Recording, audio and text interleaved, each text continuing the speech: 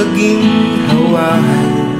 Kung wala kong pag-ibig, walang pakikinabangin sa akin. Tatapwan ngayon'y nananatili ito,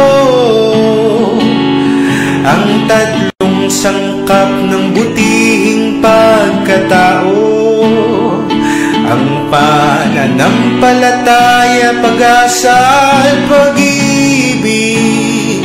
Ngunit ang pinakadakila sa lahat ay ang pag-ibig.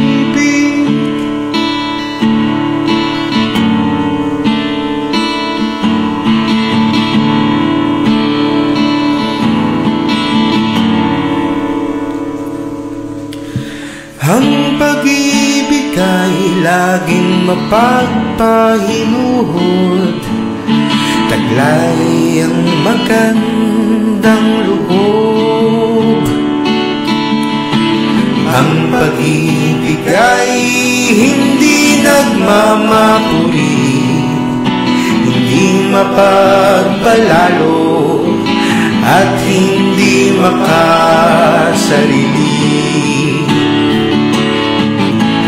Ang pag-ibig ay hindi nagkukulang, tiwala'y laging inaasahan. Lahat ay tinitiis, galit inaalis.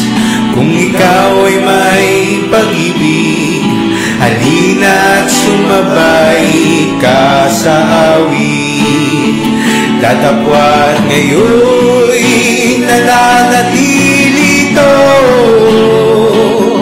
ang tatlong sangkap ng butihing pagkatao, ang pananampalataya, pag-asa at pag-ibig. Ngunit ang pinakadakila sa lahat ay ang pag-ibig.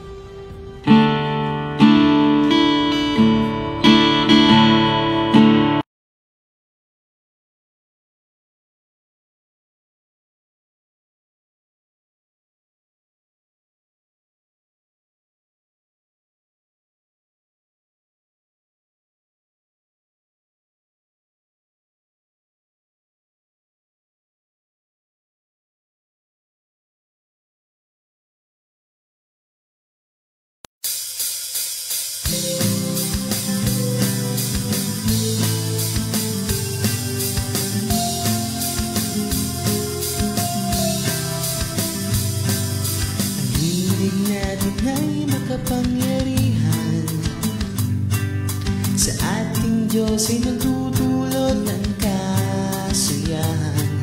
Sa bawat awit na binibitawan, luhuran niya ay hindi matatawaran. Kibuti ng turing sa ating Diyos, nararapat lang na siya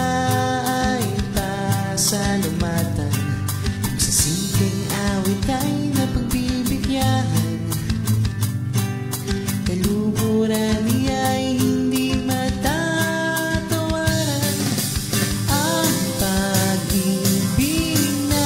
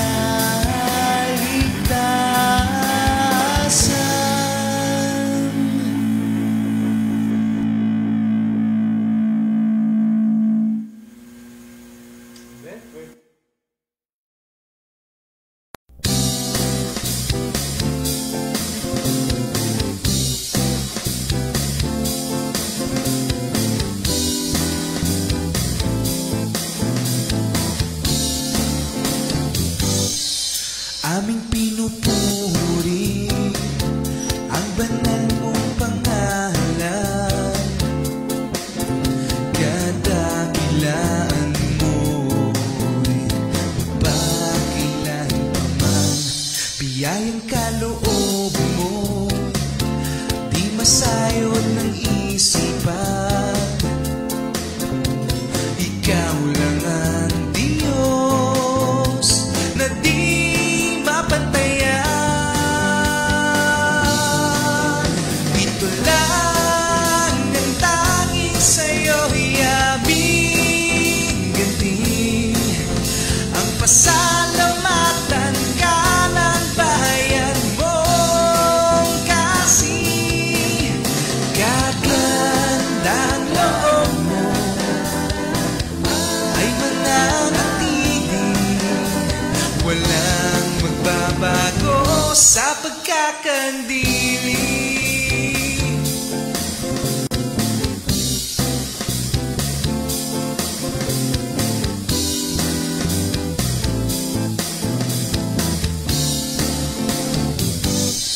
Patuloy ka namin naluluwalhatiin at parangalan ng bagong awitin. Mataas na pagpuri ay palaging sasambitin. Tingin mo, Ama, itong aming hain. Ito lang ang tanging sa'yo'y aming ganti, ang pasalamatan ka ng bayan mong kasi. Gagandang loob mo ay mananatili, walang magbabago sa pagkakandili.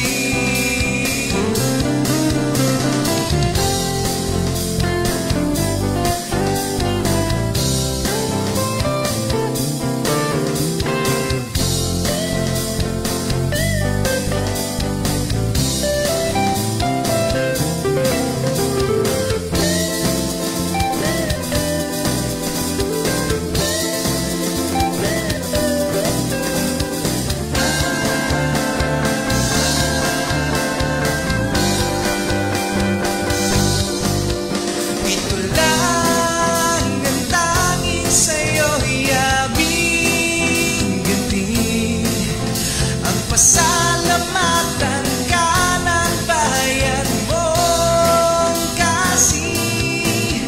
Gagandang loob mo ay mananatili, walang magbabago sa pagkakandili. Walang magbabago sa pagkakandili.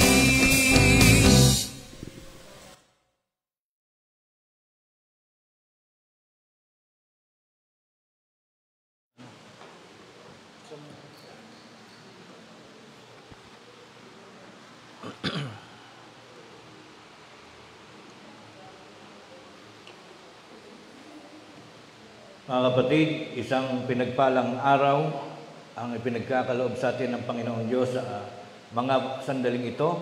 Tayo pong lahat ay magsitindig upang ating paratingan ng ating pasasalamat na pananalangin ang ating Panginoong Diyos. Sa ating pong mga dako na kinaroroonan, damhin po natin ang presensya ng ating Panginoon. Makiisa po tayo sa ating panalangin. Amang banal na makapangyarihan sa lahat, pinupuri ka namin at pinasasalamatan sa araw na ito. Ikaw ay aming dinadakila. Kinikilala ka namin, Panginoon, bilang Diyos na buhay na siyang Panginoon ng lahat, lumikha ng langit at ng lupa at maging ng lahat ng bagay sa aming kapaligiran. Ikaw rin, Panginoon, ang siyang may likha sa amin, ang may gawa ng aming buhay, siyang pinagmumulan ng lahat ng bagay na aming tinatangkilik, lalong-lalo na ang aming mga buhay at ang aming mga kalakasan. Lahat, Panginoon, ng aming mga lakarin sa buhay, sa bawat sandali ng aming mga araw na dumarating ay inihahabilin namin at hinihiling namin sa iyo na sana'y ganapin mo po ng may pagpapala, may pag-ibig, may kaligtasan, at may kahinahunan. At ito ang laging nagaganap, Panginoon, sa kalagitnaan ng aming mga pagdadala ng buhay. Ngayon, matapos pong lumipas ang isang linggong araw, kami na iyong mga masisikap na mga alipin sa loob ng iyong tahanan, muling dumating, muling nagtitipon sa aming mga dako, upang ang aming mga pangarap na kami laging maging kaisa sa lahat ng gawaing pagtitipon at pananambahan na isinasakatuparan ng iyong mga anak sa lahat ng mga lokal, sa lahat ng mga dako o mga bansa na kanilang kinaroroonan. Narito ang iyong mga anak at magiging saksi kami muli sa mabuting kaganapan na hinahanap mo pong isagawa ng iyong mga tunay na mananamba sa tuwing sumasapit ang mga unang araw ng bawat isang linggong panahon. Salamat po, Panginoon, sa lahat ng iyong mga pagpapala. Salamat, Amang Banal, sa buhay na aming tinataglay at hanggang sa mga panahong ito ay patuloy mong ipinahihiram sa aming mga pagtangkilik. Salamat din sa masiglang kalusugan at buhay na aming tinatangkilik hanggang sa mga panahong ito sa pamamagitan ng iyong pangangasiwa, ng aming pagtanggap ng lahat ng iyong mga pagpapala sa araw-araw, ay iyo pong nililikha sa aming lahat ang mabuting antas ng aming mga katayuan. Patuloy mo kaming inilalayo sa mga mabibigat na mga kalagayan, mga kapahamakan na maaaring sa isang saglit ay magtapos ng aming mga buhay. Subalit hindi mo ito ginaganap, Panginoon, at bagkus ay kami inilalayo mo sa lahat ng mga hindi mabubuting mga pangarap, mga kapalaran. At bagaman ang pagkakaroon ng sakit o karamdaman sa katawan ng bawat taong nagtataglay ng buhay ay mga bagay na hindi maiiwasan sa aming mga kalagayan. Aming tinatanggap ang anumang mga pagsubok na iyong binibigay sa amin, gaya ng paminsan ay pagdalaw ng mga karamdaman, maging ito man ay simple o mga mabibigat. Sapagat ikaw ang aming pinagtitiwala, ang Panginoon ng lahat ng bagay, Diyos na makapangyarihang siyang magbibigay lunas din sa mga karamdamang amin pong tinataglay, bunga ng anumang kadahilanan. Naniniwala kami, Panginoon, na ang lahat ng aming mga kapatiran na sa pagkakataong ito'y dumaranas ng mga pagkakasakit ay iyong papawiin ang lahat ng ito sa pamamagitan ng iyong biyayang mga himala ay darating sa kanilang mga pagkakataon ang muling pagkagaling at pagsapit ng mga kalakasan at mga pagtugon sa lahat ng kanilang mga kahilingan. Gayon din, dinadalangin namin at pinasasalamatan na sa tuwina ay patuloy mong ipagkaloob sa amin ang aming mga pangangailangan sa araw-araw na siyang tumutustos sa lahat ng aming mga pangangailangan, maging ito man ay sa buhay naming material sa araw-araw, kundi lalong higit pa rin sa mga pagkakataong kami tumutupad ng mga pangangailangan sa aming pananampalataya. Sa tuwinay, pawiin mo ang mga kalumbayan, ang mga mabibigat na suliranin, ay hawanin mo po nawa sa aming mga buhay at bigyan mo kami ng mga masisiglang pag-asa upang kaming lahat ng mga magkakapatid, mula sa mga maliliit na batang sanggol sa mga kabataan na tunay na nangangailangan ng mga pagtulong at pagkalinga, pangangalaga, pag-aaral, sa pamamagitan ng kanilang mga matityagang mga magulang at gayon din ang mga mangangaral na itinalaga mo sa bawat lokal na mag-aalaga at mangangasiwa ng kalagayan ng mga kapatiran. Ipamahagi mo sa amin, Panginoon, ang lahat ng iyong mabubuting pagpapala. Patawarin mo nawa kami sa lahat ng aming mga pagkukulang, sa aming mga pagdadala ng tungkulin. Sa mga araw na lumilipas ay aming pong marangal na maipagmamalaki na kaming lahat ay tunay na nagsikap at nagpagal, nagpapahalaga at laging umaalaala sa lahat ng mga kautusan na bahagi ng pananampalatayang aming tinanggap mula sa iyong mga kaloob na mabuting pagkakataon. Sa tuwing na Panginoon, nakikita mo at ito'y natatala sa mga bahaging saloobin ng aming mga damdamin at ng aming mga kaluluwa. Natatanaw mo, Panginoon, ang lahat ng mga mabubuting bunga ng aming mga pagsunod at pagtupad sa iyong mga kautusan. Bagaman, kami nakatitindig sa iyong harapan, ngunit kami ay umaamin na hindi kami tunay na nagiging napakamatuwid sa lahat ng aming mga araw, sa lahat ng aming mga gawain. Palibasay, mga tao kaming nilikha mong marupok sa maraming mga bagay. Kadalasan, sa mga pagkakataong kami nagsisikap ay tunay na kami nagiging bahagi pa rin ng mga pagkukulang at mga pagkakasala. Hindi tunay na nagiging perpekto ang aming mga araw. Natatanaw mo pa rin kami sa mga panahong kami mahihina, sa mga panahon ng kabiglaanan, sa mga panahon ng aming mga galit, sa mga panahon ng aming panlulupaypay, kami ay iyong natatanaw. At ito ang lubos na aming dinadalangin, Panginoon. Naway kami iyong patuloy na lingapin at kalingain ng iyong mapagpalang kamay. Ang iyong mapagpatawad na puso ay muli mong igawad sa aming lahat ng mga alipin mong patuloy na nagkakamali sa maraming bagay sa aming buhay. Alisin mo po sana sa aming mga sarili ang mga bagay na kapagdudulot ng mga kapintasan sa aming buhay. At ang iyong mga pagpapatawad sa lahat ng aming mga pagkakasala, muli naming babaunin sa panibagong pagdating ng mga panibagong araw na aming kakaharapin, na batid naming hindi mo po ipagdadamot na ito'y aming makaharap sa mga susunod na tagpo ng aming mga buhay. At sa tuwing na, Panginoon, ang iyong mga pagpapatawad, gagamitin namin bilang karapatan na kami patuloy pang makapamuhay sa loob ng iyong munting bayan kasama ang aming mga kapatid na nasa iba't ibang mga dako na kanilang kinaroroonan. Sa tuwin ay umaasa sa lahat ng iyong mga pagpapala. Gayon din, Ama, naniniwala kami na ang lahat ng mga bagay na nais naming ipagpasalamat, bagaman ito'y iba-iba, bagaman mayroon kaming taglay na kani-kanya ring mga bagay na nais banggitin, subalit kakapusin ang mga sandali kung ito'y ibibigay bilang kani-kanyang pagkakataon sa bawat isa sa amin. Ngunit, sapagkat kami buong pusong sumasampalataya na iyon ang nababatid ang lahat ng mga nilalaman ng aming mga isipan, mga bagay na nasa aming mga puso't damdamin.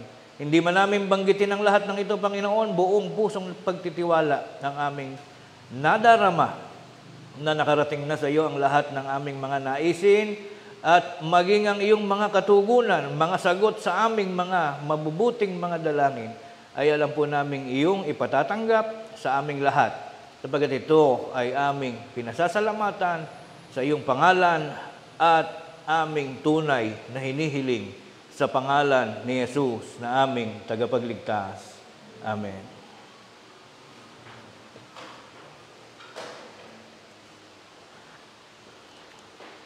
Mga kapatid, muli ako'y bumabati. Good morning, mabuting araw sa ating lahat.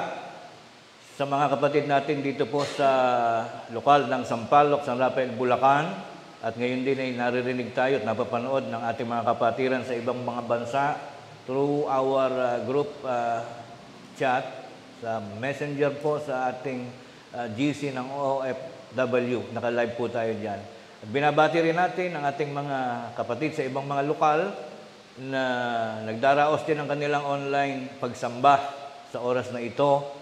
Ang lokal ng Parañaque City at mamayang gabi meron din tayong online sa Talanay, sa Baguio, meron po tayo ngayong kasalukuyan sa Tarlac at sa iba pang mga pangunahing mga lokal na ngayon ay masisigla ring nakapanunghay sa atin. Hindi lamang mga kapatid, kundi ang lahat ng ating kasamahang mga mangangaral. Nais ko ring banggitin ang mga lakip na pasasalamat ng ating mga kapatid mula po sa ibang lokal. Kundi ako nagkakamali, lokal ito ng Santa Teresita. Pasasalamat ng mag-anak na Brother Jeremy Manggubat, Sister Raquel Manggubat, Sister Rial Manggubat, Brother Primo Manggubat. Dahil ito sa pagsapit ng pag-alaala sa kaarawan ni Sister Raquel Manggubat.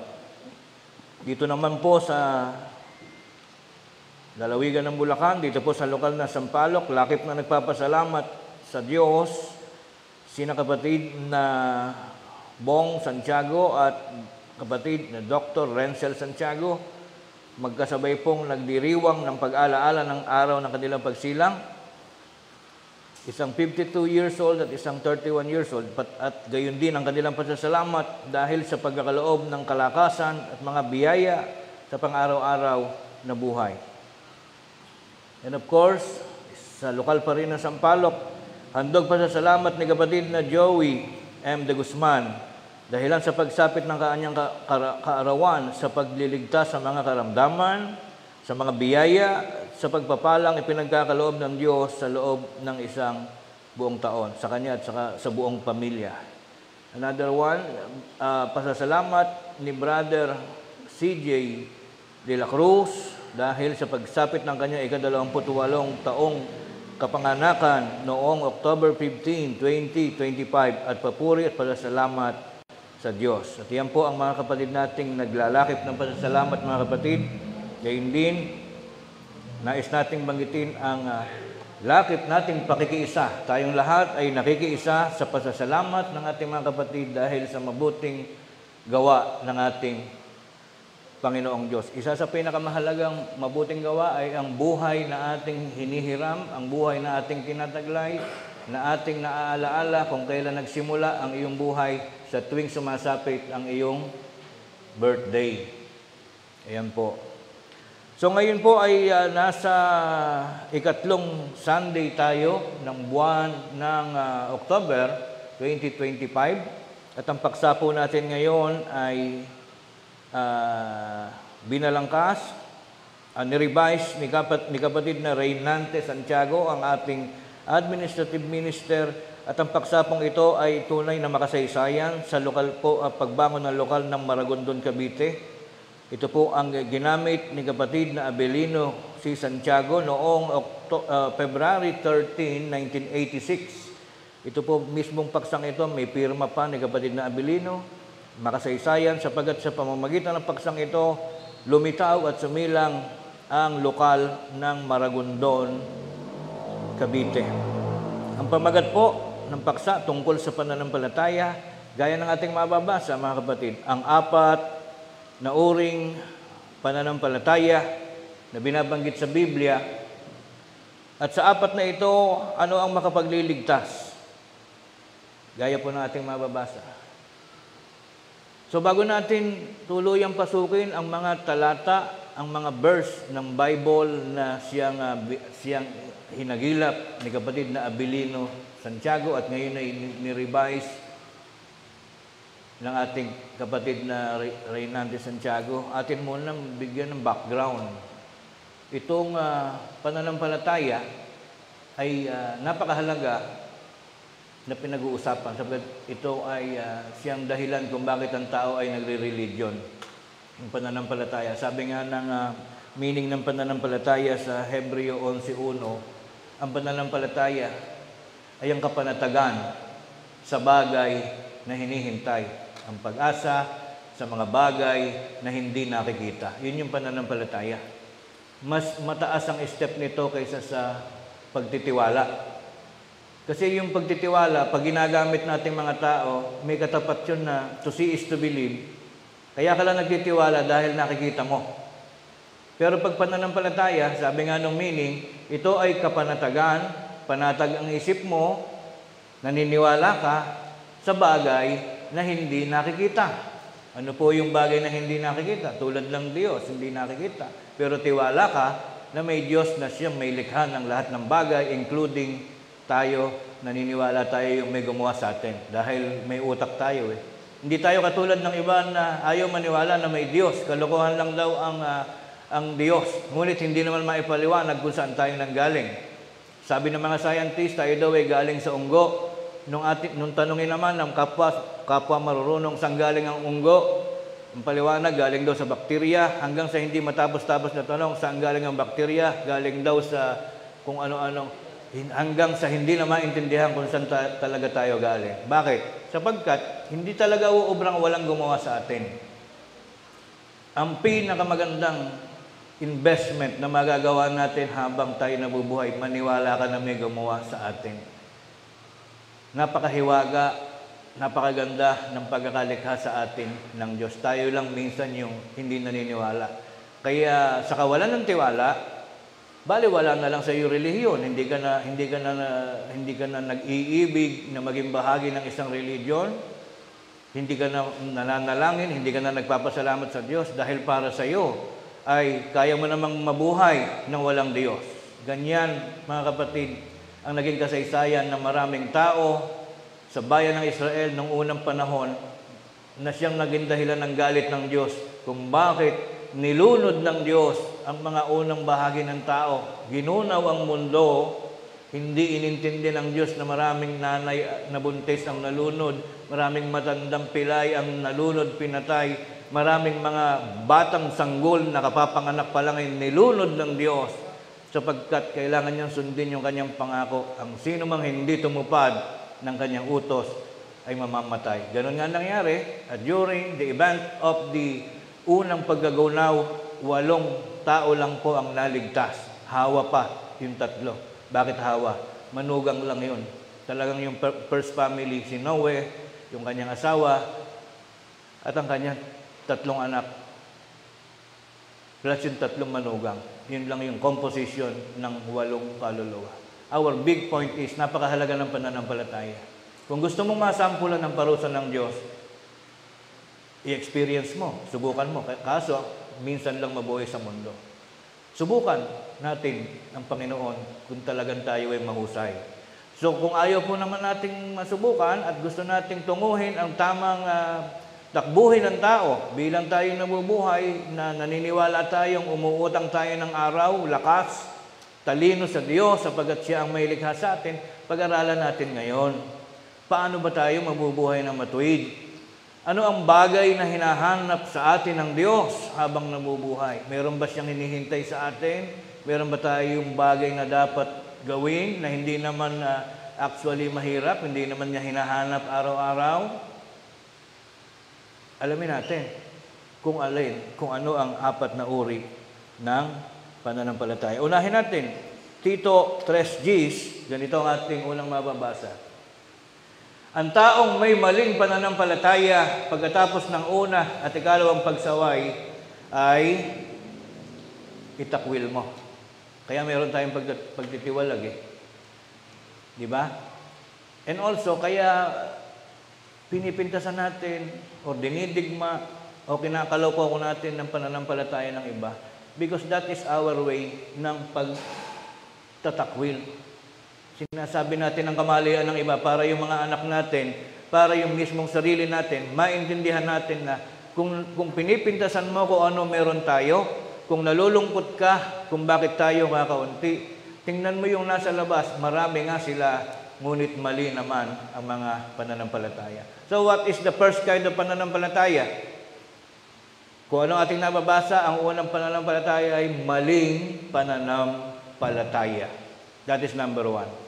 Hindi totoo yung sinasabi ng mga nakakaangkas natin sa jeep. Minsan may nagdidebate 2 religion. Sasabat yung isang ale. Huwag na kayong magkagalit sapagkat lahat naman tayong religion ay maliligtas. Lahat tayo may Diyos na makapangyarihan na siyang magliligtas sa atin. Huwag na kayong magkagalit. Hindi po totoo na lahat ng pananampalataya ay tama. Pag nangyari yan, dapat punitin na natin yung Biblia. Ganito ang sabi ng Biblia, may maling pananampalataya. may bulaang propeta.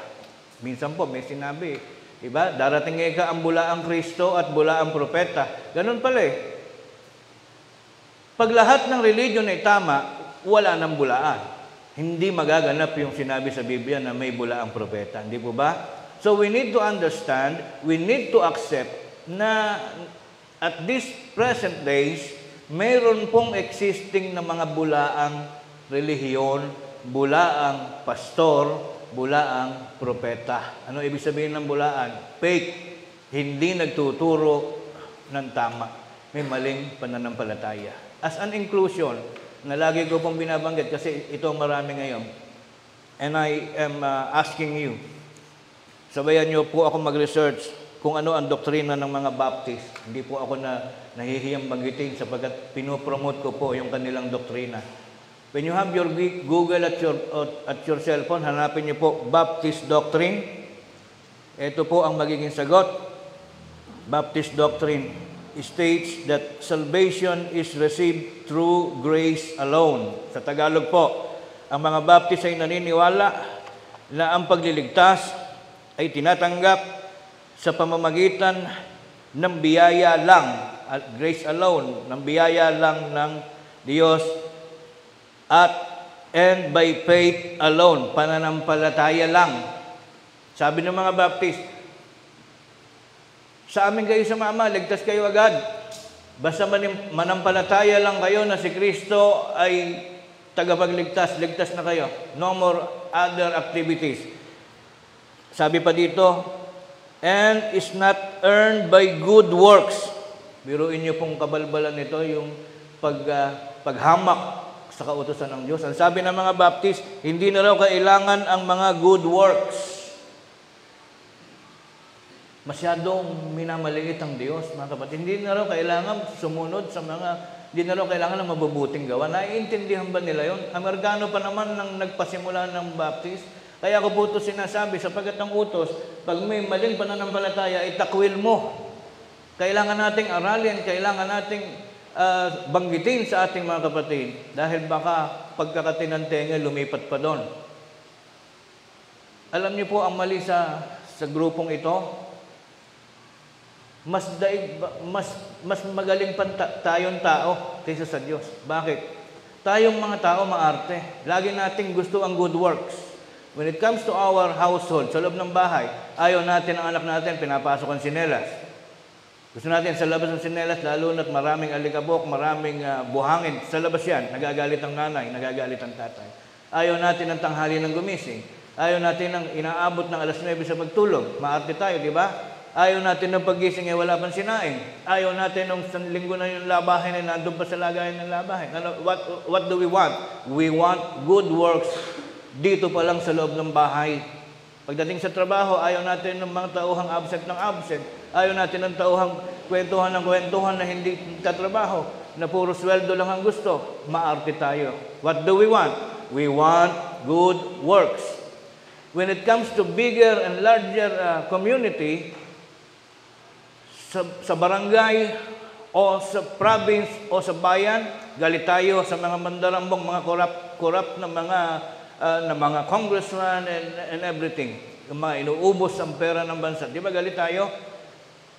Kung hindi tayo ganun kaarte, sana gayahin natin yung way ng mga Baptist na pahihirapan natin si Kristo. Panginoong Jesucristo, bahala ka na sa amin. This is our life. This is us. We do not need to do every good works in life. Parang pinapaliwanag nila na hindi mo na kailangan gumawa ng mabuti. Basta si Kristo, liligtas ka niyan. Ano si Kristo? Sinto-sinto? Bano-bano? Na kahit loko-loko ka, liligtas ka? Napakahirap naman mangyari yan, mga kapatid. Kaya tayo kailangan nating maligtas. Huwag tayong papahikayat sa pinakamaling relihiyon sa Pilipinas. Pangalawa, doon sa sumasamba sa Diyos-Diyusan. Hindi tayo nahihiya kahit pinipintasan tayo. Ba't ba kayo pag sumasamba, ang binibiran nyo ay religion ng iba? Because this is what it should be. Ito dapat ang maging paraan ng ating pagtuturuan. Hindi katulad ng sa ibang mga sambahan na puro pag-iyak at panguuto lang ang ginagawa. Magibigang kayo, magmahalang kayo. Totoo naman yun. You don't need to tell that. Kapag ang mga magulang sa bahay, laging itinuturo, magmahalan ng mga mag-anak. So that is number 1. Pero patunayan natin na mali yung sinasabi ng mga Baptist na hindi na raw kailangan ang mabuting gawa. Unang-una, sumasampal sa kanila yun eh. Bakit? Sabi nila, sumampalataya ka kay Jesus. Una, hindi na kailangan ng mabuting gawa. Tanong, yung bang pagsampalataya, mabuti o hindi? Di ba mabuti yun? Sasampalataya. Sabi mo, hindi na kailangan ng mabuting gawa. Eh hindi mo na kailangan sumampalataya. Di ba? Sampal agad sa kanila. Next, hindi na kailangan daw ng mabuting gawa sapagkat ligtas ka na. May pagsamba ba sila tuwing linggo? Meron. Yung bang pagsamba, mabuti o masama? Mabuti. O sa bagsak ka na naman, 2 points ka na namang wrong. Akala ko ba, you don't need to do any other good work? Why is it na nagsasambahan kayo, naghahandogan kayo? Pagkalakas-lakas ng inyong mga awitan at mga sayawan, meron pa kayong ikapo na maling-mali. So kung ang tao lang ay mag-iisip ng mabuti at gagamitin ang sinlaki ng binusan na utak, hindi po maniniwala sa grupong ito. Napakarami po ng miyembro na to at sila'y lagi nakangiti. But teka kayo, hindi kayo ligtas pa. Hindi nyo masabing kayo ligtas pa. Paniwalang-paniwala sila na kapag nabautismuhan sa Baptist ay ligtas na agad. Mga kapatid, mismong si Pablo nga, si Apostol Pablo, nung malapit na siyang mamatay, ay noon lang niya nasabing, natapos ko na ang aking takbo. Basahin nga natin, Brad, Ikalawang Timoteo 4:7 hanggang 8. Kung iyon ang ito po, sabi ni Pablo, kinakwento niya kay Timoteo. Tingnan natin kung lalapat ito sa pananampalataya ng Baptist. Sabi ng Baptist, once na pumasok ka sa kanilang church, ay ligtas ka na agad. Tingnan po natin kung ano sabi ni Pablo. Nung siya malapit na mamatay, kasi bibitayin na si Pablo Parang si Jose Rizal, kinulong na. Pupugutan na siya ng ulo. Sabi niya, nung matanda na siya, nakipagbaka ako ng mabuting pakikipagbaka. And he was talking about the previous years of his life, yung mga nagdaan. Nakipagbaka, past tense na yun, Natapos ko na ang aking takbo. Dumating siya sa araw ng graduation, kasi bukas na bukas, pupugutan na siya ng ulo Sinasabi niya, kailangan siyang gumawa. Meron siyang mga previous years na siya nagsikap until sumapit siya sa araw ng graduation. Sabi niya, natapos ko na ang aking takbo, iningatan ko ang aking pananampalataya. Ganon dapat tayo Huwag mo isipin na ligtas ka na ngayon. Ano ka, bano? Maari ka pang sumama. Yung 12 di ba yung 12 apostol na, gaano kataas yung posisyon na yon? Mas mataas pa yun sa presidente ng Amerika. Yung mga kasama mo si Kristo. Pero may nagtaksil. Sino nagtaksil? Si Judas. Diba? Ligtas ba yun? Malay natin, hindi naman natin nalaman. Pero kung susundin niyo yung protocol, ay hindi siya maliligtas sapagkat siya ang nagkanulo kay Jesus. Continue. Sabi ni Pablo, buhat ngayon, from now on, sa araw ng graduation niya, ay natataan sa akin ang putong nakatwiran. What do you mean by natataan? Nakalaan. Meron siyang anticipation. Parang bukas, araw ng Monday, we anticipate the coming of Monday. Na we sincerely believe, nasa puso natin ang paniniwala na bukas ay darating ang Lunes. Hindi pwedeng Martes ang dumating bukas. Dahil linggo ngayon, tunay na ang darating ay araw ng Lunes. Magkamatayan man ang lahat ng tuta sa mundo. Sigurado Lunes ang darating bukas. Iyon ang katulad ng sinabi niya. Buhat ngayon ay natataan sa akin ang aking putong. Meron siyang ina-expect na reward, award, putong. Hindi puto kutsinta. When we say putong, parang inyong medalya. So, our point is, ngayon na ba, kahapon na ba, naramdaman ni Pablo na meron na siyang putong? Sinabi ba niya na ngayon ay may putong na ako? Or on his previous years, ay nasabi ba niya na mula nung ako'y magsimula ay may putong na ako agad? What is putong? Yung ano in-expect nating putong? yung kasiguruhan sa kaligtasan? Wala. Dito'y ine-expect ni Pablo, itinuturo sa atin na buhat ngayon ay natataan sa akin ang putong ng katwiran na ibibigay. What do you mean by ibibigay? It will happen in the future. Samantalang sa mga Baptist na itong mga hindi marunong sumunod sa sinasabi ng Diyos, para sa kanila, para magpasukan lahat ng mga makasalanan, para lahat ay mapabilib nila at maging miyembro nila, sinasabi agad na lahat ng kasalanan mo ay kakalimutan ng Diyos. From now on, ligtas ka na agad. Napaka 200% na maling-mali kaysa sa sinasabi ng Biblia. Sapagkat si Pablo, ang tunay na apostol, sinasabi niya, hindi gamot apostol siya, ligtas na siya. No. But his anticipation and his expectation ay naniniwala siya na puputungan siya ng Diyos. Ibibigay. Meron ba sinabi? Kung kailan bibigay? Ibibigay sa akin ng Panginoon na tapat na hukom sa araw na yaon, on the day of graduation, sa araw ng pagliligtas. Hindi kasi bastos si Pablo eh. Nagbibigay galang siya sa Panginoon na ang pagliligtas, ang paghuhukom ay darating sa isang mahalagang araw, hindi ngayon. Nabuhay ka pa. Sa isang linggo, pag-aaralan natin ng isang napakagulat-gulat, kagimbal-gimbal na uri ng paksa na hindi pinag-uusapan pa ng tao mula pa noong unang panahon.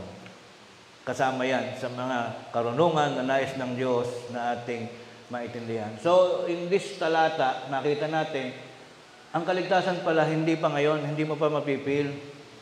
What do we have now? Anong lang meron tayo? Pag-asa. Parang lalaking nandiligaw sa dalaga. Alam niyo po, noong unang panahon matagal daw manligaw, mga 3 taon, 4 na taon.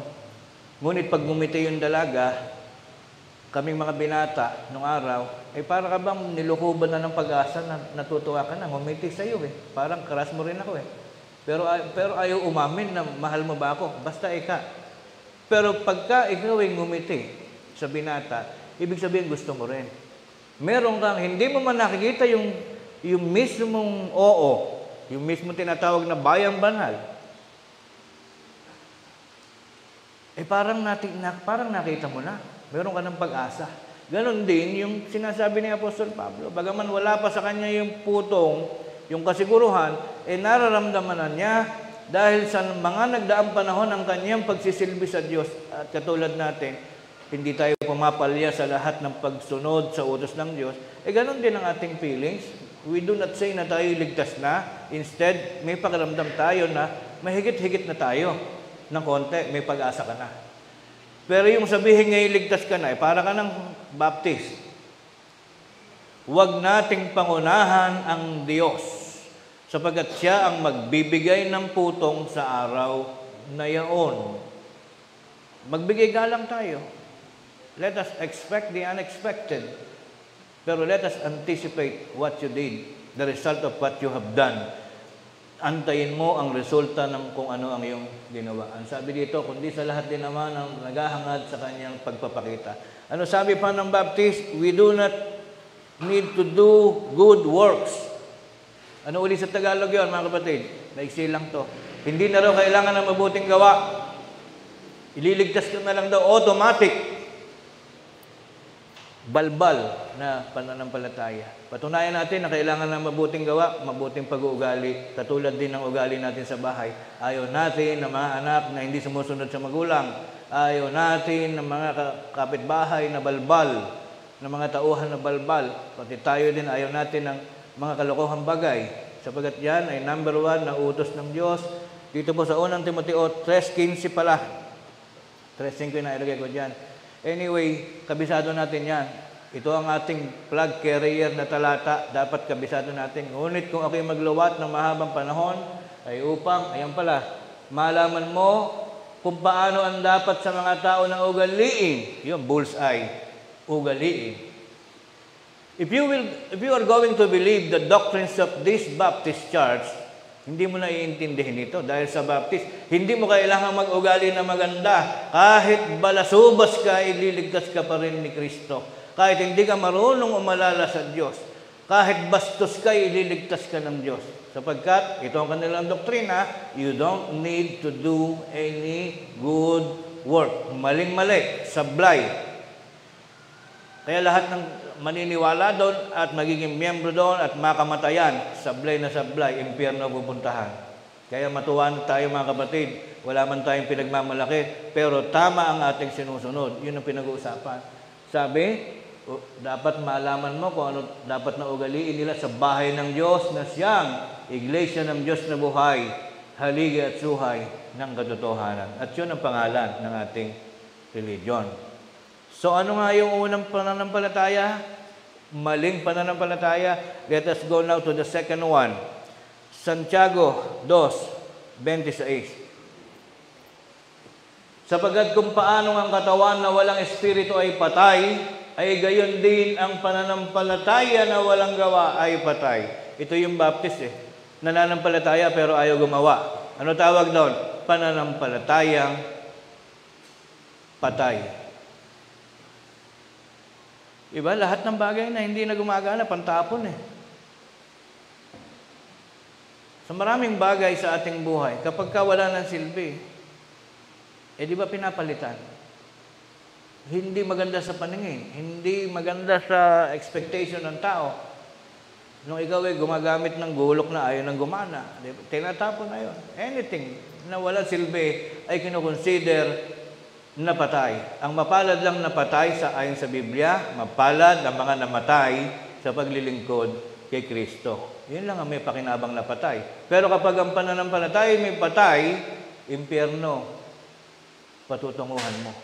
Kapag ayaw mong maglingkod, kapag ikaw ay namatay sa paglilingkod, hindi ka kalulugdan ng Diyos. Patunayan natin, Hebreo 10:38.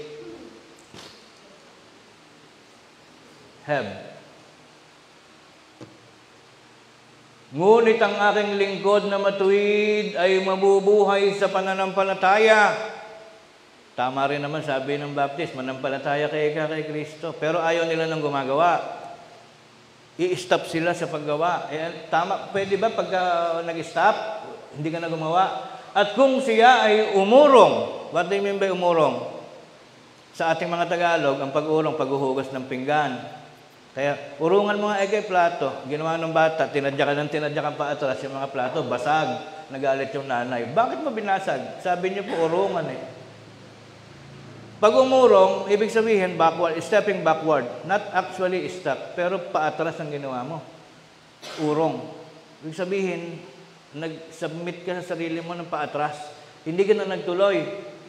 Umurong. Iba ganun yan, no? Umurong, hindi ka nagtuloy. Pwede ba yung umuurong sa paglilingkod? Ayaw mo nang gumawa dahil sabi ng pastor mong Baptist, huwag na kayong gumawa. Ililigtas tayo ng Panginoong Jesucristo. Yun ang natutuhan mo, katarantatuhan.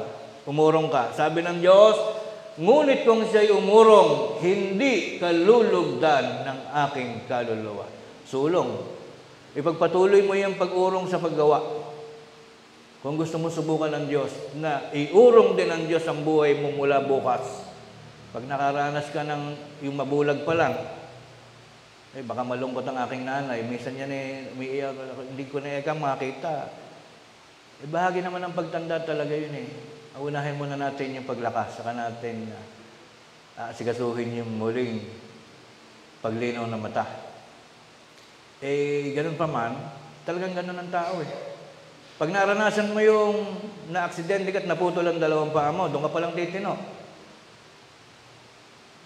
Sabi ko dati, pwedeng umurong sa paglilingkod dahil mabait naman si Kristo, patatawarin ako Subukan mo na huminto ng talaga. Pag sinampulan ka ng Diyos na may papahintuin ako sa iyo, puputulan kita ng paa, tingnan ko lang galing mo. Gusto pa ba natin yung subukan tayo ng Diyos? Na iurong din ng Diyos ang kanyang pagpapala sa iyo? Na mula bukas ay hindi ka nabibiyayaan ng kanyang mga mahalagang biyaya, including your life, your hininga, galing yan sa Diyos. Marami tayong kapwa na gano'n, mga kapatid. Yung baliwala na lang ang paglilingkod. Baliwala. Kaya yun ang ating pinagkakabili-bilinan sa ating mga kapatid, sa ating mga anak. Tayo tagapag-alaga. Parang sa DepEd, hindi na masyadong sagot ng teacher ngayon ang all about good manners and right conduct, hindi katulad ng unang panahon. Ngayon po ay magulang na lang ang nagpapatino sa mga anak sa bahay. Pagdating sa school niyan, mathematics agad, English agad, Filipino agad. Hindi na yan magtuturo ng kabutihang asal sapagat ng teacher din ngayon mga Gen Z, mga nagmana na lang din yan ng walang GMRC. Ang mga mother ngayon ay galit pa sa teacher pag napapalo ang anak. Ano tawag dito? Nagpapile ng, ang tawag, kinakasuhan, nirereklamo. Nasubukan ko ng mga kasuhan, 100,000 ang aming ibinayad para lang pansamantalang kalayaan. Nagagalit ang magulang pagkaka napalo mo ng maliit na stick sa kamay, which is tolerable naman yun pag gano'n lang eh. Ano ginagawa mo? Nagsusugal kayo? Grade 3, grade 4, nagsusugal sa likod ng classroom. Ano gusto niyo ang anak niyo matuto ng pagsusugal hanggang matanda niya nagsusugal pa rin? So it's only justified na pag pinalo ng teacher yan, hindi dahilan sa pinagtripan lang, kundi ang inaalis doon, pinapatay, yung sakit na pagsusugal. Eh darating yung nanay, nagpa-medical na, susuportahan ng DSWD, child abuse, yari ka. Hindi ba? Kaya ang ating point, pagdating sa mabubuting pag-uugali,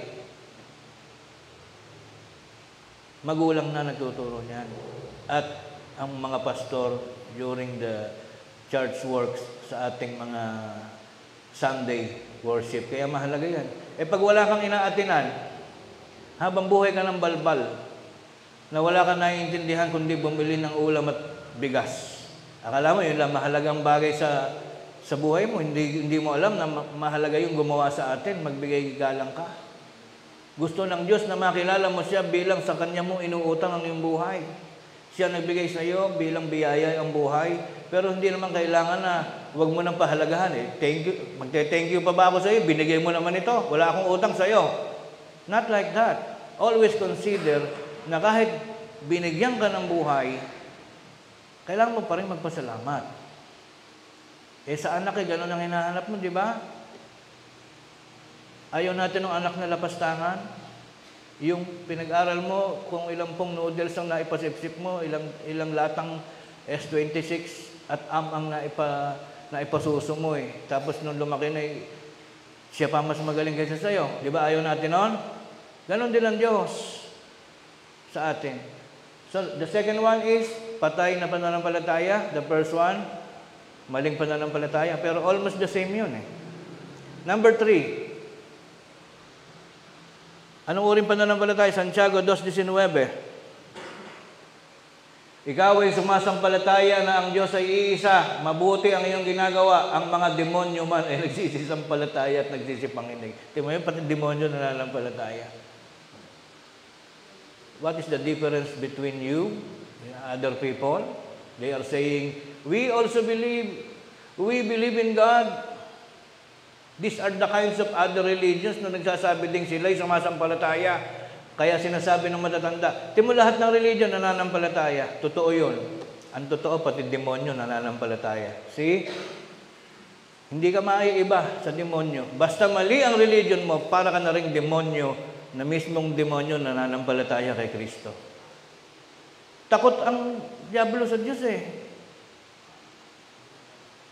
Kaya ang binibira lang ng demonyo, mga tao, hindi niya kaya makipaglaban talaga directly sa Diyos dahil mismong ang demonyo daw nananampalataya sa Diyos. Talaga lamang masama ang ugali niya. See? Kung ating aaralin itong mabuti, hindi lahat ng pananampalataya ay sa Diyos. Sabagat pati diablo nananampalataya sa Diyos. Hindi mo ba nahahalata na halos kaparehas ka na ng pagka ikaw ay pabaya, ikaw ay kaparehas na rin ng demonyo na sumasampalataya sa Diyos? Ano pagkakaiba ninyong dalawa? Na kung sumamba ka minsan sa loob ng 3 taon, mabuti pa ang diablo, linggo-linggo nasa kapilya, binubulungan ang mga kapatid. Di ba? Pinatutulog ang mga kapatid. Nilililo ka loob ng utak, huwag kang makinig, huwag kang makinig. Gwapo lang yan, pero mali sinasabi niyan. Mabuti pa ang Diablo, present lagi. Pero ang mga ibang taong walang pagpapahalaga sa Diyos, nasaan?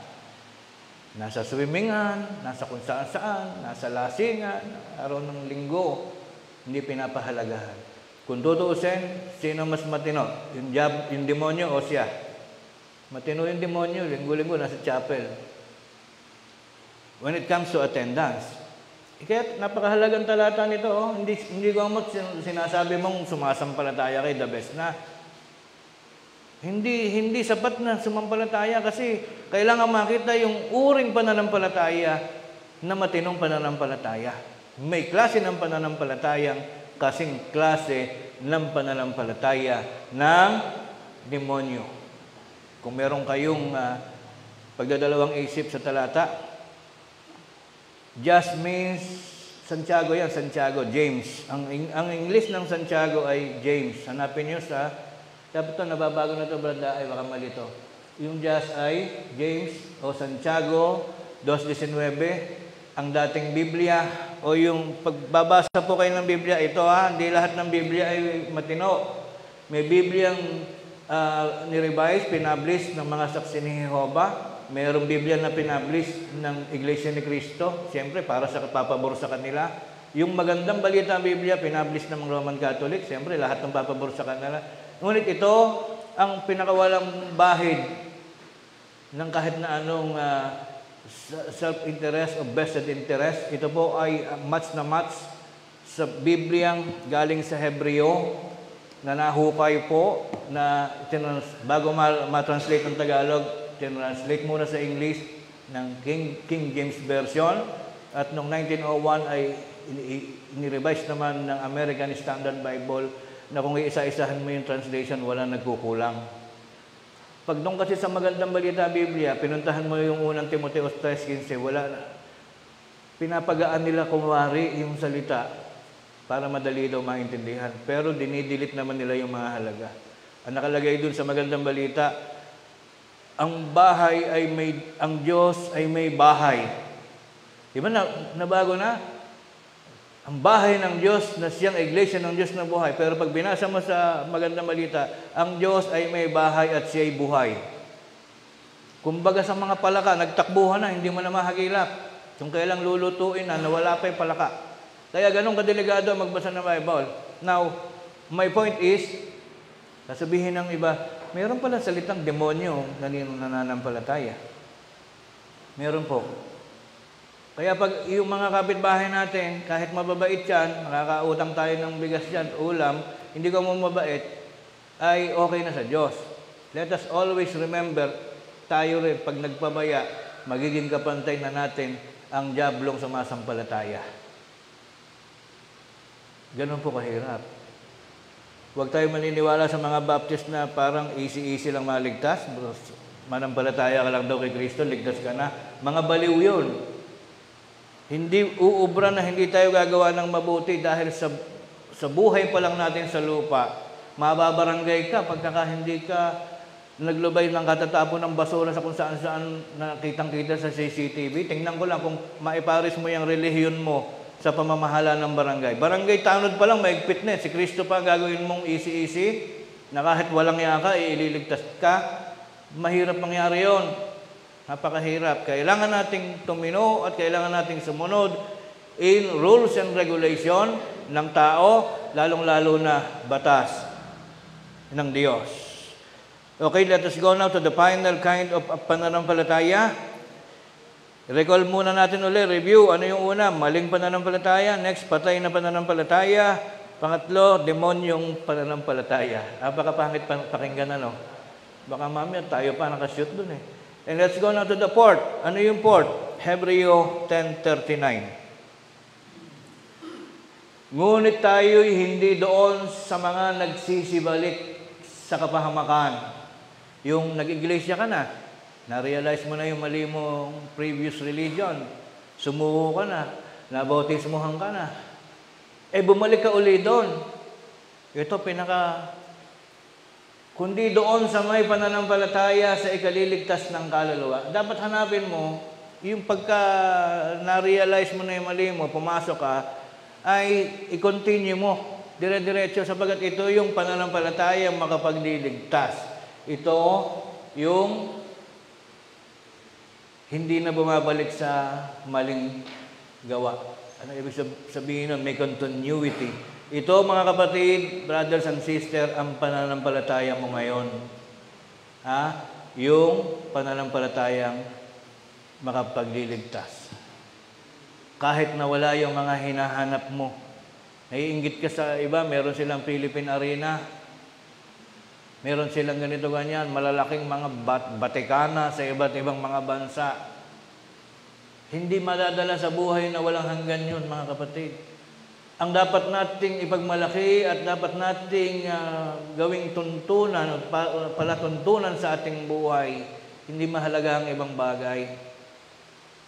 Dahil sa Biblia may sinasabi sa isang talata, at binilang mga masasama, ang bilang nila'y parang bilang ng buhangin sa dagat. Ang definition and explanation of the Bible sa tao, talagang mas marami ang masama kaysa sa mabuti. Pero yung atay ng daming nilunod ng Diyos. Tapos ang mabubuhay lang 8, and we are talking about the whole world. Buong mundo yun. Ngayon, Pilipinas pa lang is 120 million. Pag binigyan nga daw ng tigi-tigi 1 million, sobra pa yung nawala sa flood control na pera. Tapos sasabihin ngayon ng mga tao, ang mabuting relihiyon, kaming dumadami. Roman Catholics are saying that they are the true religion because they have so many members. And of course, ang Muslim, ganun din, marami daw sila. Iglesia ni Cristo ay tumitindig din na nagyayabang na kami kay matinong relihiyon dapat sapagkat kami tumarami. Mga kapatid, habang sinasabi mong marami ka, nagkakatotoo yung sinasabi sa Biblia.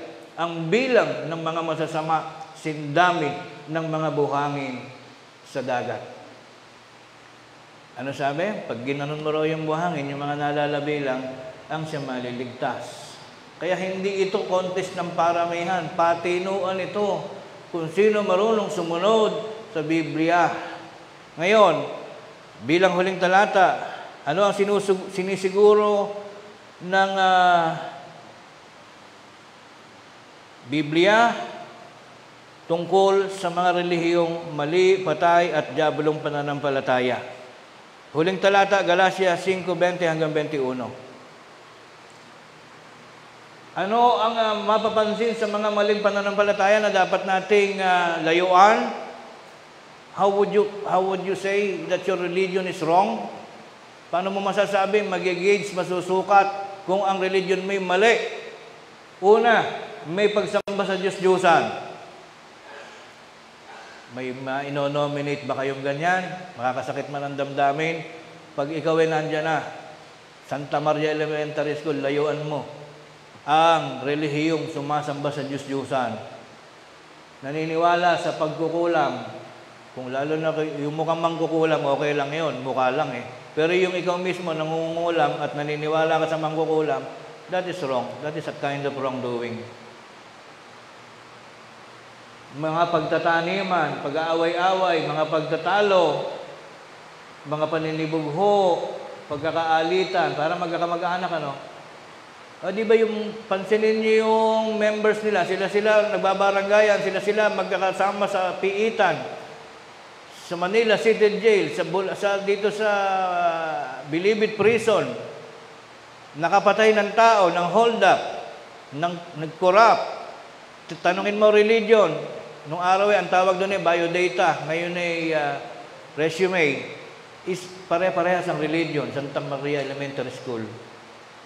Di ba nakakahiya yun? Lahat ng kasamaan ay nasa inyong relihiyon.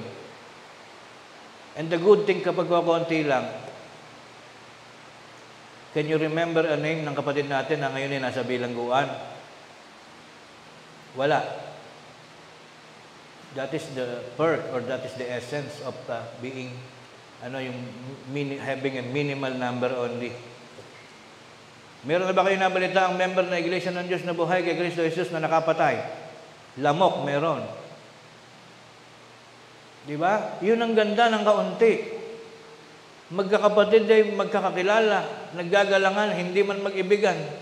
Naggagalangan, naiiwasan ng pagkakaroon ng suliranin na mabigat.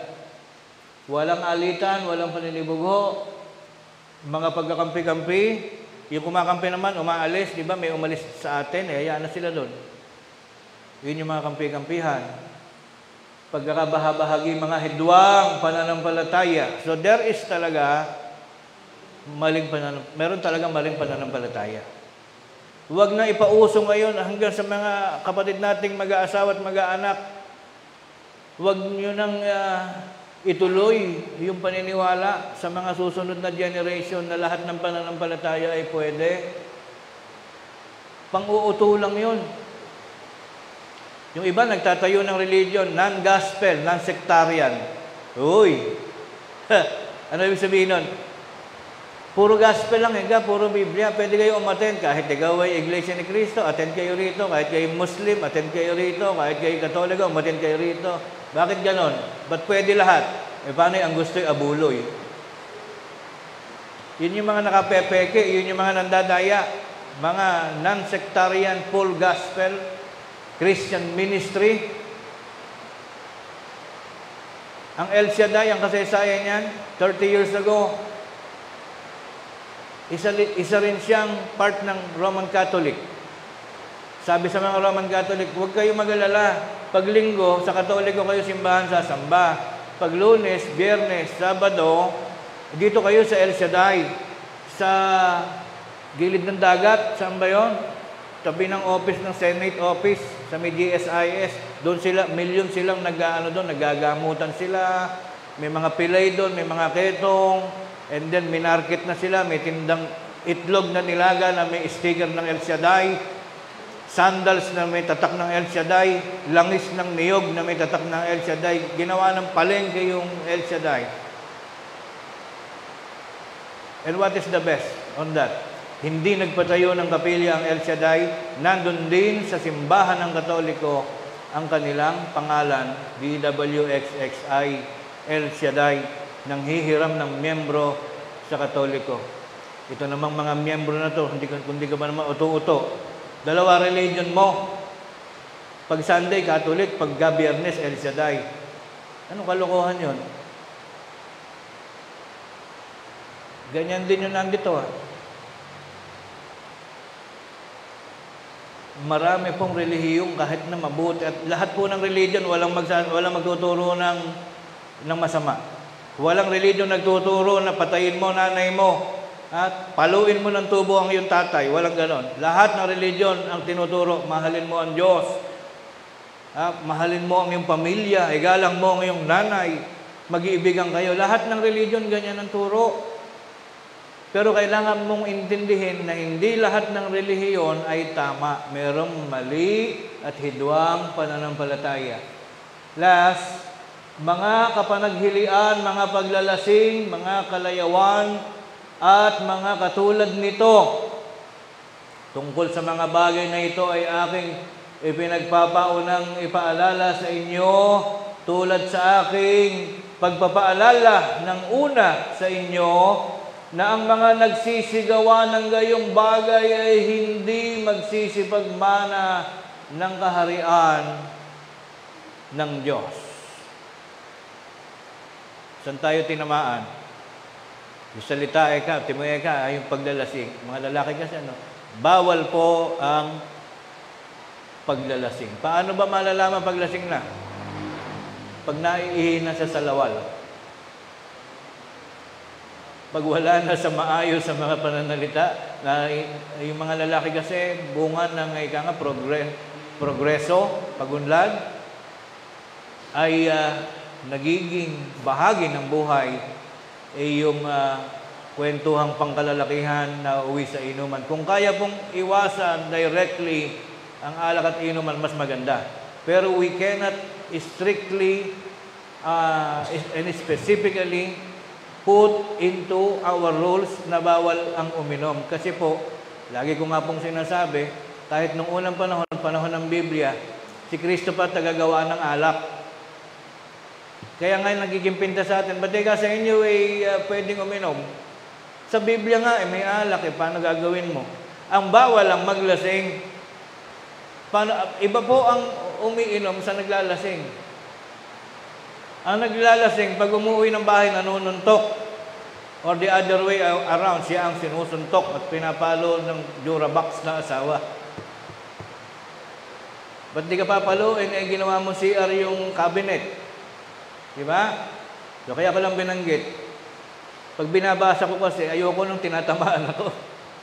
Kasi napapainom din ako paminsan-minsan, pero never kong naalala na ako'y nalasing. Pag ako'y lasing, tulog. So kung kaya po nating layuan ang lahat ng yan, dapat lang nalayuan. Ano po? Hindi yung kung kaya lang. Kung kaya, ang tinutukoy ko yung bagay na yun na aking binanggit. So dito po tayo nagtatapos. At kailangan ako'y lumipat pa po ng 2 lokal pa. Magandang araw po sa ating lahat. Mga kapatid, lahat po na nakapanood ngayon.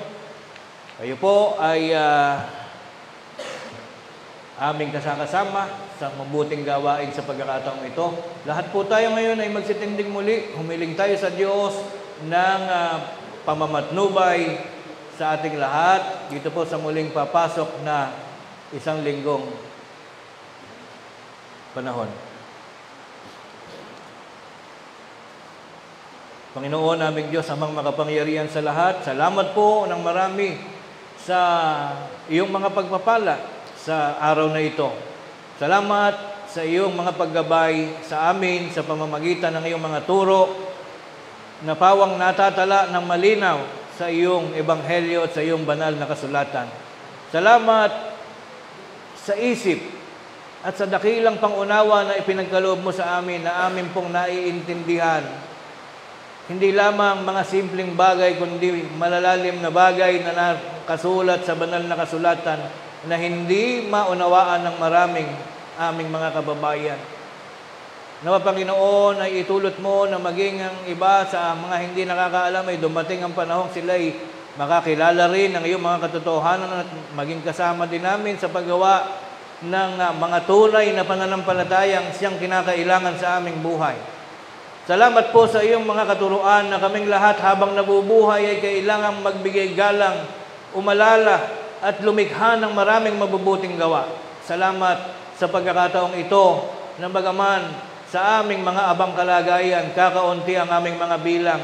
Subalit kami nakapagmamalaki at sumusumpa na habang kami binibiyayaan mo ng buhay at kalakasan, tutupad po kami sa lahat ng mga gawang mabuti. Aming aalalahanin ng lahat ng mga mabubuting pag-uugali na karapat-dapat isagawa sa loob ng iyong bahay na siyang iglesia ng Diyos na buhay. Salamat sa kapalarang ito, Panginoon. At kami naman, sa pagtatapos ng aming pakikinig at gawain sa araw na ito, nahahanda kaming magsibalik sa aming mga pansamantalang iniwang mga tahanan at mga gawain. Pagpalain mo kaming palagi, Panginoon. Inihahandog at inihahabilin namin sa iyo, Panginoon, ang aming sarili. Ang iyong pagpapala ay tatanggapin namin sa lahat ng oras ng aming mga buhay hanggang sa muli kaming makabalik sa dakong ito, sa dako ng aming mga panambahan, sa araw ng linggo na kaming lahat ay masisigla at buhay pa rin na magsasama-sama na gaganap ng panibagong araw ng pananambahan. Ama naming Diyos na makapangyarihan sa lahat, naway iring palagian dinggin ang mga tinig ng pagpapasalamat ng iyong mga anak na umaalaala, nagbibigay halaga, nagpapasalamat sa iyo dahilan sa kanilang pag-alaala sa araw ng kanilang kaarawan o araw ng pagsilang bilang pinakamahalagang araw na iyong ibinigay sa buhay ng iyong mga lingkod. Patuloy mo silang pagpalain, Panginoon, hindi lamang sila, kundi lahat po kami sa loob ng iyong iglesia ay iyo pong tunay na pagpalain sa araw-araw. Hindi lamang po mga taon ng buhay ang iyong idagdag sa kanila, kundi marami pang mga mabubuting kapalaran, kaganapan ng kanilang mga mabubuting panalangin, kagamutan sa lahat ng mga tinataglay na mga karamdaman, kapayapaan sa lahat ng panahon ng buhay katugunan sa lahat ng kanilang mga kahilingan at mga mabubuting pangarap sa buhay. At ang lahat ng ito, Panginoon, kung iyong igagawad, amin pong pinasasalamatan sa iyong pangalan, aming hinihiling sa pangalan ni Jesus na aming tagapagligtas. Amen. Mangyari pong ang mga kapatid na nagpasalamat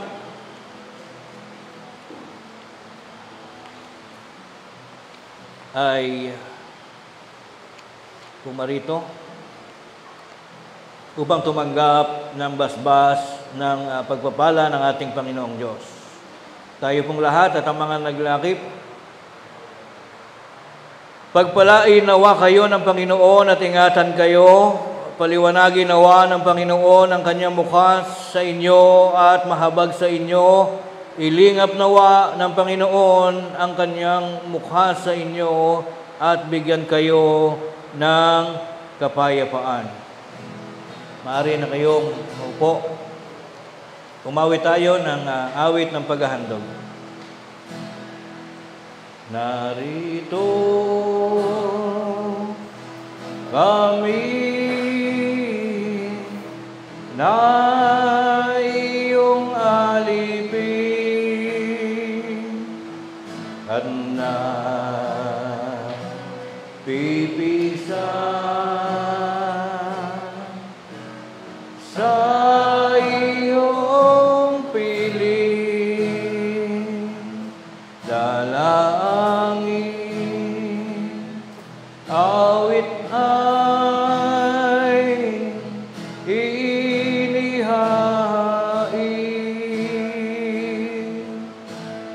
Sana ay marapatin,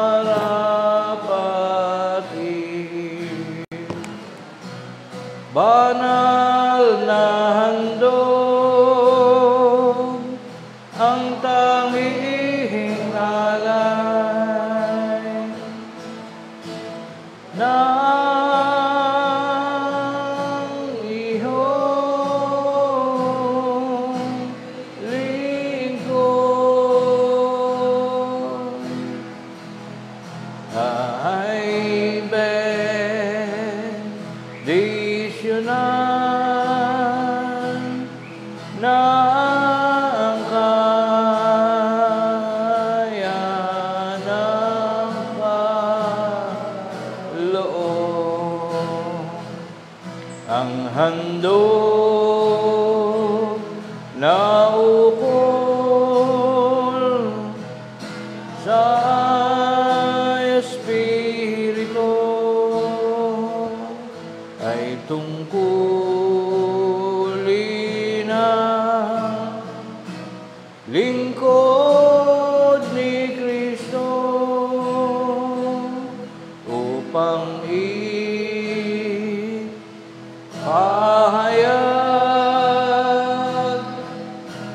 ang Ebanghelyo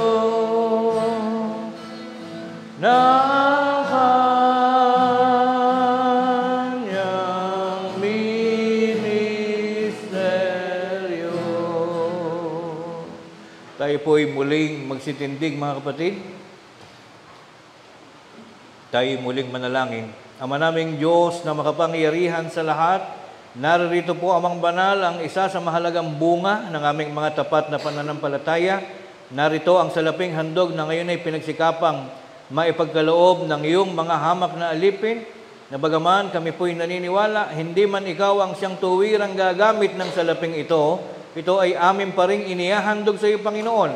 Buong pusong pinapangarap ng iyong mga anak na ang salaping ito naway magsilbing isang samyo na kalugod-lugod na ngayon ay makararating, makasasapit sa iyong dakong sinapupunan, upang ito'y maghatid ng karagdagang kapurihan at kaluguran sa banal mo pong pangalan.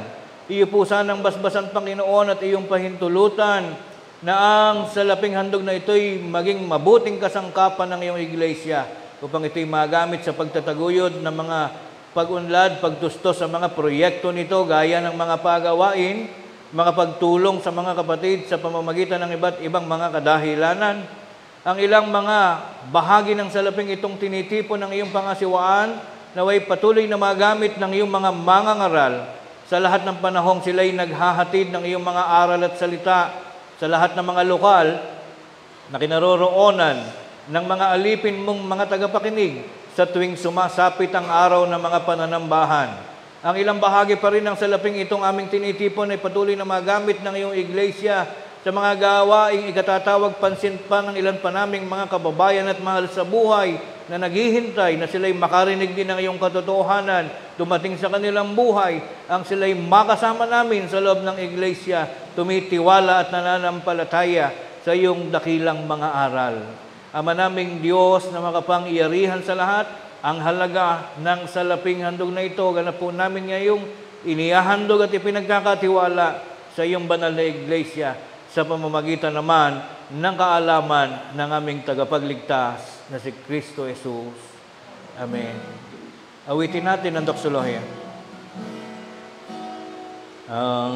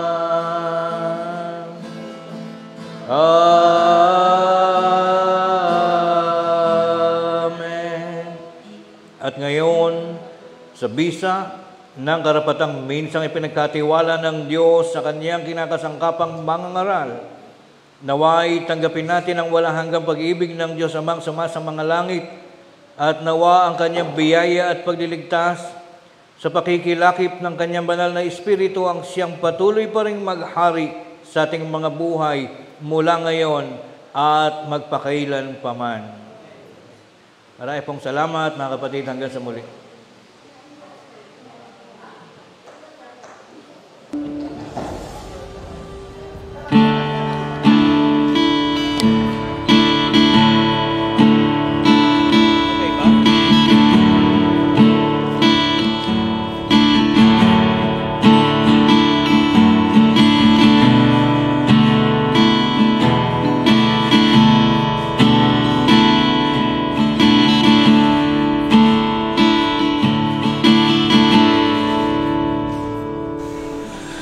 Kung magkaroon man ako ng kaloob na kayang manghulat sa hiwagay mabusog, magkaroon man ako ng dakilang pananampalataya, kung wala akong pag-ibig, ako'y wala pa rin kabuluhan.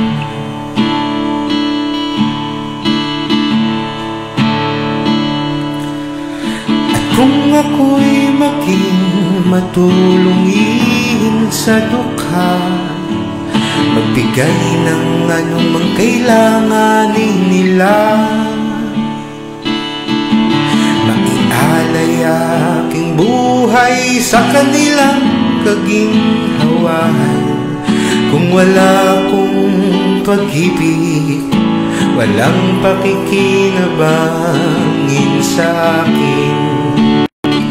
Tatapwan ngayoy nananatili ito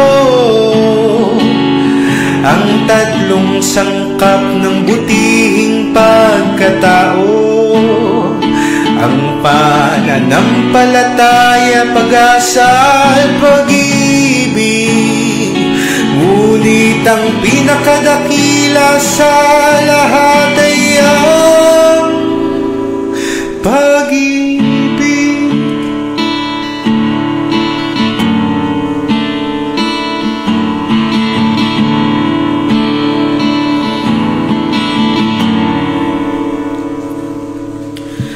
Ang pag-ibig ay laging mapagpahinuhod, taglay ang magandang loob. Ang pag-ibig ay hindi nagmamapuri, hindi mapagpalalo, at hindi makasarili. Ang pag-ibig ay hindi nagkukulang, tiwala'y laging inaasahan. Lahat ay tinitiis, galit inaalis. Kung ikaw ay may pag-ibig, halina't sumabay ka sa awit.